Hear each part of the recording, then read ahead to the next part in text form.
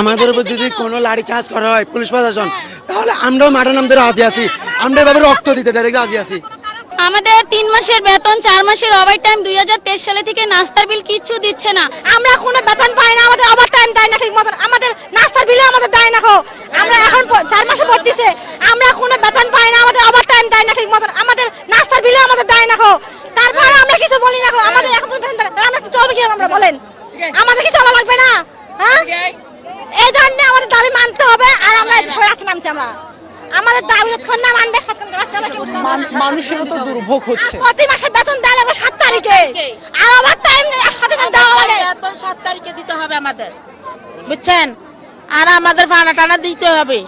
আর কত মানবো? 22 সালের টাকা দেয় না, 24 সালের টাকা দেন, 25 সালের টাকা দেয় নাই, আবার 26 সাল ঢুকে গেছে, 26 সাল ঢুকে গেছে, আমাদের এত ভাড়া টানা দিতে আছে না। আমাদের সংসার নেই স্যার, আমাদের ছেলে মেয়ে পড়ালেখার ইয়ে নেই, বেতন নাই, কিভাবে চলবো? এ মার্কেট থেকে আসি, কত 1 ঘন্টা 1.5 ঘন্টা লাগে, আমাদের কোনো গাড়ি ভাড়া দেয় না, আমাদের কোনো বাতের পয়সা দেয় না, টিফিন বিলও দেয় না, কোনো কিছু দেয় না। নিজের টাকা দেয় নাস্তা খাইতে, নিজের টাকা দেয় ভাত খাইতে হয়। এটা বলা লাগবে না, এটা সবাই জানে। দাবি না মানে, আমাদের যতক্ষণ মালিকের দাবি না মানে ততক্ষণ আমরা থাকবো। আমাদের পানা দানা পরিশোধ করুক, আমরা রাস্তা ছেড়ে দিব। মালিকের পক্ষে থেকে কেউই আসতেছে না, অথচ আমরা সকাল 10টা বাজে নামছি, এখন 4টা বাজতেছে প্রায়। আমাদের 3 মাসের বেতন, 4 মাসের ওভার টাইম, 2023 সালে থেকে নাস্তার বিল কিচ্ছু দিচ্ছে না।